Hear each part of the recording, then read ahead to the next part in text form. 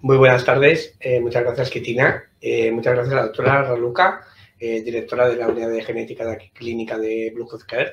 Hoy vamos a hablar dentro de este ciclo del long COVID, un tema muy interesante como es el envejecimiento celular, la genética, la importancia de la genética, tanto la predisposición a poder padecer enfermedad grave, así como qué consecuencias puede tener para nuestro genoma el tener en este caso un distrés como es una infección viral.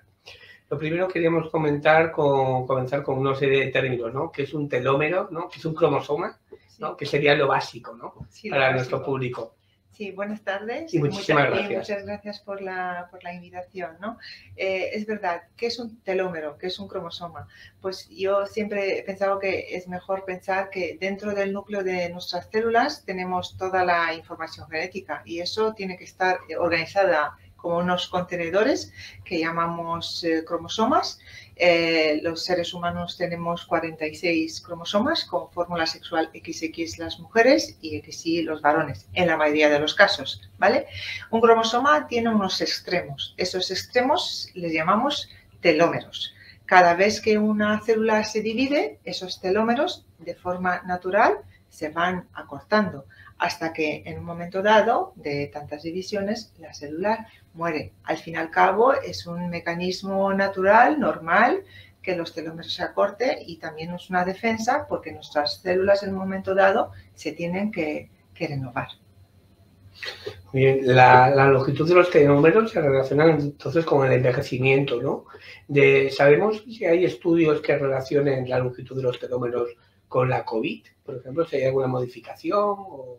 Sí, yo me he leído al menos un par de estudios y estoy muy contenta de observar que son de investigadores brillantes españoles que tenemos y que han tenido esa idea, ¿no? Viendo que si los niños es menos grave y los mayores menos graves, pensar que eso tendría que ver algo también con la edad y con el envejecimiento, ¿no? Entonces, en uno de los estudios han comparado personas sanas con personas con COVID-19 y han observado que los que tenían más graves y tenían un acortamiento en los telómeros, y en otros estudios, pues es un estudio un poco más profundo y con más número de casos, pues observaron que no solo los pacientes que tenían un COVID más grave y más probabilidad de secuelas post-COVID,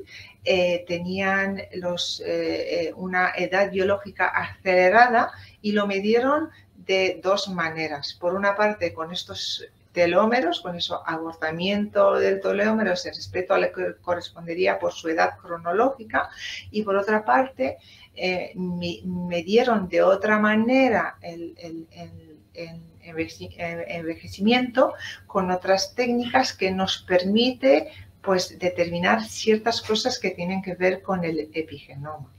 ¿Qué es eso? Es una cosa un poco difícil de explicar, pero nosotros tenemos como muchísima información genética, nuestros genes, algunos conocemos función, algunos no. Es el genoma, es como tener el hardware, ¿no? Y luego tenemos esas modificaciones químicas que nos dicen si esos genes se van a expresar o no, es decir, si se activan o no se activan, y eso es lo que nosotros llamamos como el epigenoma o como el software, ¿no? Que dice cómo se va a desarrollar eso a lo largo de nuestra vida. Ahí influye muchos factores ambientales que tienen que ver con nuestra dieta, con el ejercicio, con nuestro estilo de vida y evidentemente con otros factores que son biológicos que nos vamos encontrando, pues uno de ellos, pues la COVID-19 también. Sí, es un proceso realmente de infección vírica en el cual se produce un proceso inflamatorio en el cuerpo humano del paciente. Muchos de los pacientes, de hecho, explican la sensación de que han envejecido. Ellos lo explican así, ¿no? Notan como la piel más envejecida, dolores, molestias visuales, mucho cansancio, mucha fatiga. Son pacientes que clínicamente ya expresan ese envejecimiento que muy probablemente está ocurriendo dentro de su cuerpo. ¿Qué factores genéticos podemos tener o se pueden conocer en el huésped que predispongan un COVID grave? Pues hay muchos estudios de investigación. De hecho, yo creo que ha sido una iniciativa sin precedentes que en plena pandemia en más de 50 países se junten y que vuelquen datos clínicos, datos genéticos, estudios de asociación, intentando buscar en el huésped, es decir, en el ser humano, si hay factores que nos explique que haya una predisposición, porque algunos eran asintomáticos, algunos más graves, algunos tienen secuelas y tienen long COVID, y haya estudios preliminares, hay por lo menos, yo sé, 12, 15 genes que veo que se repiten más y que tienen que ver algunos con el grupo sanguíneo, algunos con respuesta inmune, con el interferón y con respuesta inflamatoria, y cada vez darán lugar a conclusiones más claras, y el gran reto para mí sería a ver cómo podíamos usar eso para intentar tratar. Ahí sería el gran reto, ¿no? En la pandemia hemos visto cómo había comorbilidades como la diabetes, como la hipertensión, como la enfermedad cardiovascular, que predecían que hubiera una COVID más grave, una fase aguda. ¿Existen estudios genéticos, o hoy en día existirían estudios genéticos predictores para predecir o para prevenir el riesgo de enfermedad grave? Tal cual, para decir si voy a tener un COVID grave o no, es un poco más complicado, pero predecir si ciertas enfermedades, principalmente son enfermedades cardiovasculares, neurológicas y algunas metabólicas, tenemos alrededor de 100 genes que nosotros llamamos accionables, porque es cuando yo detecto que hay una variante, una mutación, una variante patogénica en ese gen, pues un especialista, ya sea de cardiología, neurología o otras especialidades, pues podría accionar, podría tomar una decisión para intentar prevenir. Eso es un cambio que la genética está dando, de si estamos acostumbrados que la genética habitualmente hace una confirmación diagnóstica y luego mira hacia otros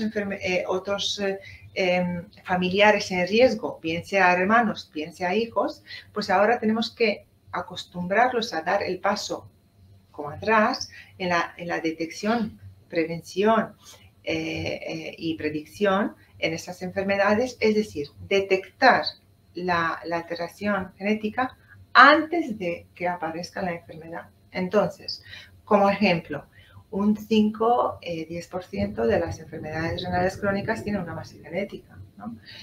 1 de 5 muertes súbitas tienen una base genética.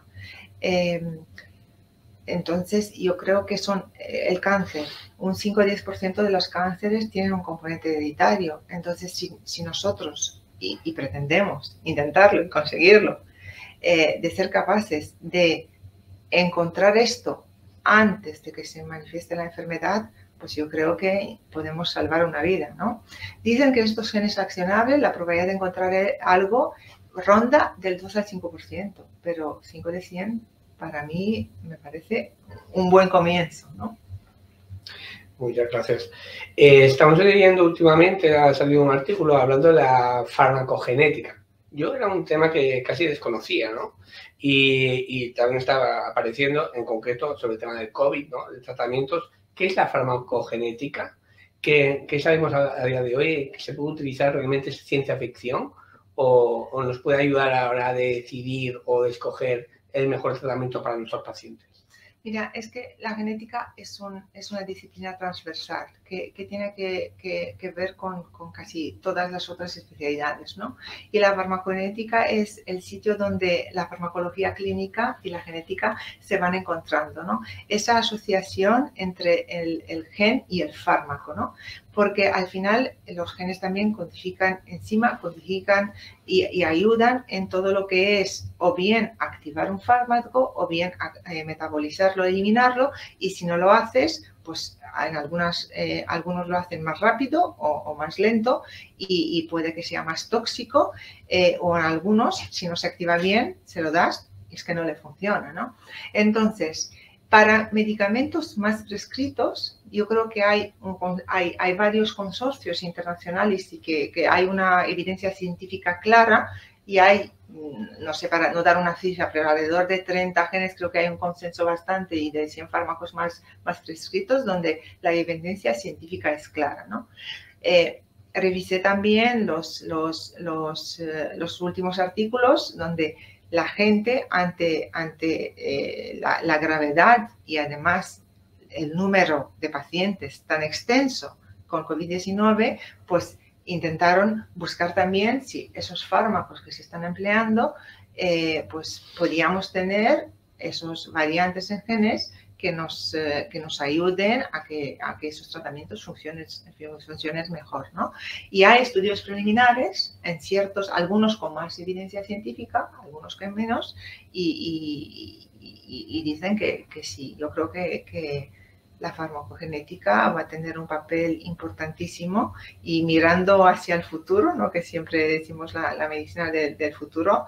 Ojalá lleguemos que cuando un paciente entre por la puerta le podamos hacer un estudio y a la hora de poner el tratamiento seamos capaces de ponerle ese tratamiento personalizado y ajustar la dosis, porque al fin y al cabo estamos usando la misma dosis para todo el mundo, ¿no? Y llegar a la medicina personalizada desde el punto de vista del tratamiento también. Sería una cosa conjunta con farmacología clínica, no se entiende de otra forma, con los médicos, una atención realmente integral con los médicos que llevan al paciente y con la genética. Yo lo veo de esta manera, no sé qué opinas. Totalmente. De hecho, nosotros en la unidad utilizamos el mismo concepto, medicina personalizada y medicina de precisión, ¿no? Usando biomarcadores de enfermedad, en este caso, ¿no? Biomarcadores que te van a identificar el daño biológico del paciente y que vamos a tratar ese daño biológico, no tratamos el síntoma. El síntoma al final es la consecuencia de un daño que hay a nivel biológico, ¿no? En el long COVID es una patología en la que se ocurren, entre otras cosas, muchas de las cosas que tú ya acabas de mencionar. Es una alteración inmunitaria, pero también inmunometabólica, con una afectación vascular muy importante, en la que se van a alterar una serie de barreras defensivas de nuestro organismo, como es la barrera hematoencefálica, la barrera intestinal, la barrera alveolo-capilar. Y a través de biomarcadores, midiendo unos ejes, que son el eje encéfalo, hepato, pulmón, intestino, podemos llegar a saber el daño en cada punto de este paciente, ¿no? Y cómo podemos modular y modificar la biología o la génesis de este paciente para recuperarlo, ¿no?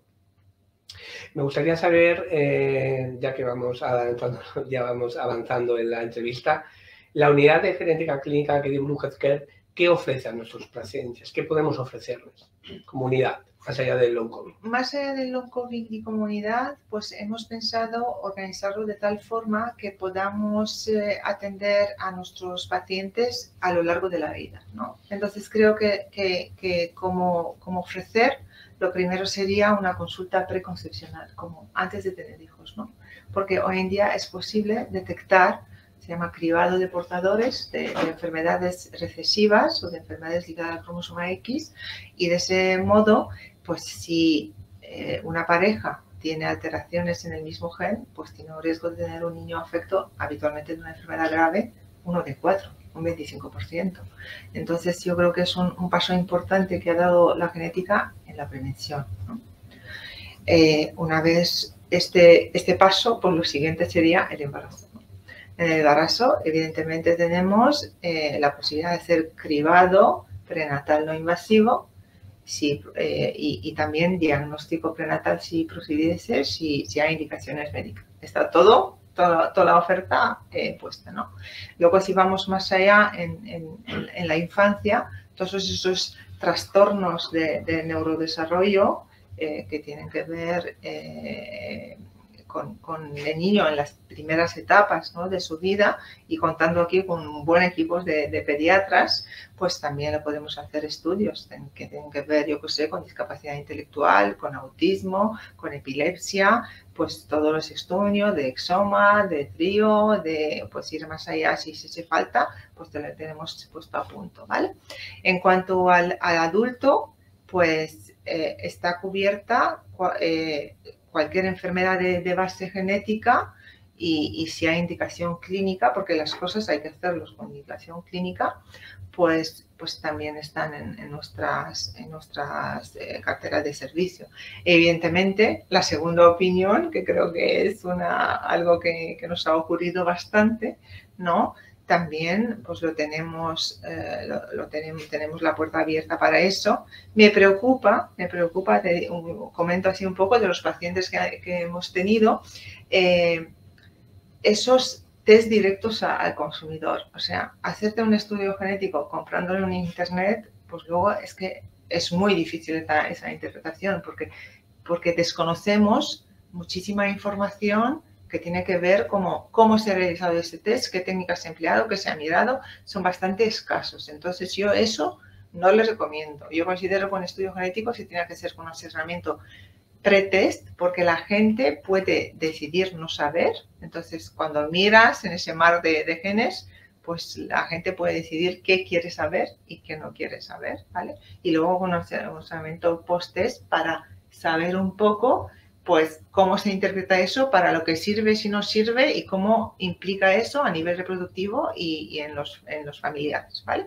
Y he dejado como lo último, pues la parte de prevención, ¿no? Porque es como donde más nos queremos enfocar es en la parte de prevención. En la parte de prevención, pues tenemos esa parte a nivel cardiovascular, neurológico, metabólico, que podemos mirar unos genes, intentar hacer una detección de esas alteraciones de forma precoz y una vez encontrado, la probabilidad no es muy alta, pero la implicación clínica lo es después, que luego el otro especialista pues pueda seguir a esos pacientes y retrasar o tratar desde el inicio de esas patologías, ¿no? Y ahí lo bonito y que tenemos es esa colaboración entre nosotros, ¿no? Y esa posibilidad de, al tener todas esas especialidades, podemos ver de una forma integral al paciente, no es detecto algo y ahora ¿qué hago? No, es que ya una vez detectado ya sé con quién tiene que ir el paciente, y eso me parece que es un punto fuerte que tenemos aquí en la clínica, ¿no? Y no por último, pues tenemos la parte de farmacogenética, que también lo tenemos que lo podemos ofrecer, y sobre todo, yo siempre lo digo, sobre todo en las enfermedades que tienen que ver con psiquiatría, cardiología y oncología, son donde más evidencia científica tenemos, ¿no? No sé si se me ha olvidado algo o echas algo en falta. Realmente, ¿no? Has dicho una serie de patologías, las cardiovasculares y las psiquiátricas, que son muy interesantes en el contexto del long COVID, porque la patología cardiovascular, como decíamos, alteraciones de índole cardiovascular o alteraciones neuropsiquiátricas que se producen en muchos de estos pacientes, donde hemos comentado, ¿no?, que hay una inflamación endotelial y entre otras se pueden utilizar, se están usando estatinas, ¿no? Sí. Hablábamos justamente fuera de cámara de esto, ¿no? Sí. De cómo podemos predecir que un paciente, por qué responde a una estatina, ¿no? Tirando el mismo fármaco, cómo puede ser que uno responda y otro no responda. Ahí, en tu especialidad nos ayudaría. Sí, yo creo que en ciertos centros, otros pacientes que tienen reacciones adversas y que no funcionan bien, yo creo que sí que un estudio de farmacogenética estaría indicado y valía la pena hacerlo. Incluso las respuestas a los tratamientos, más allá de los efectos secundarios, porque hay pacientes que responden... No, es que hay pacientes que directamente no responden. No responden, exacto. Porque si tienes un profármaco y luego no consigues activarlo, es que no responde. Exacto. Ahí está. Exacto. Y si el paciente no responde, pues a lo mejor hay que cambiar el tratamiento, ¿no? Y ponerle otro que funcione bien. La verdad es que es un campo que a lo mejor parece emergente, pero siempre ha estado ahí. Y lo vamos, igual se ha empezado un poco más en tema de oncología, ¿no? Usarlo, ¿no? Más, ha sido más claro, pero cada vez más, pues la gente ya lo está, o sea, se ha familiarizado con él y lo está pidiendo, ¿no? Bueno, y además nos ayudas un poco a tener ese conocimiento, ¿no? pues la epigenética, ¿no? Que es al final lo que vamos a tener que trabajar nosotros en la prevención, ¿no? La prevención de que esa genética no es que digas, es que tengo este gen y ya va a ocurrir, ya no puedo hacer nada. ¿No? Sí. Lo que sí que me preocupa un poco con esos estudios de prevención, predicción, ¿no? Es la percepción de riesgo. Es que la percepción de riesgo es muy diferente, ¿no? A lo mejor a alguien le dice, tiene usted riesgo de desarrollar una miocardiopatía y no todo lo vamos a percibir de otra manera. Entonces, yo creo que también antes de hacerte un estudio hay que pensarlo un poco, muchas veces la gente viene con el brazo, ¿no? Para que le tomes ya la muestra de sangre, porque se hacen estudios, se pueden hacer en muestra de sangre periférica o incluso en raspado bucal, ¿no? En saliva, pero luego no es fácil asumir que tengo un riesgo de una patología, ¿no? Porque no todas las variantes patogénicas a lo largo de la vida van a manifestar esa enfermedad en concreto. Entonces, yo creo que si antes de hacer el estudio conoces que ciertos genes, aunque tengas la alteración, se va a manifestar o no, primero tomas la decisión si quieres saberlo y luego, como lo sabes de antes, sabes a lo que te vas a enfrentar si lo vas a encontrar, ¿no? Entonces, por eso creo que yo siempre digo que un asesoramiento genético pretest largo es un asesoramiento después de hacer el estudio muy corto, porque el paciente sabe lo que se le va a hacer, es muy importante, sabe lo que quiere saber, no quiere saber, y una vez que tienes el resultado, lo acepta de otra manera. Cuando las cosas no han sido, me compro una cosa en internet y ahora cómo se interpreta eso. Muchísimas gracias. La verdad que es súper interesante una patología como es el long COVID, que es una situación de inflamación, de oxidación, en la que ya se ha reconocido que hay un envejecimiento del paciente y donde la genética clínica nos puede ayudar como herramienta a los clínicos, ¿no? Para hacer un tratamiento personalizado y de precisión a nuestros pacientes. No sé si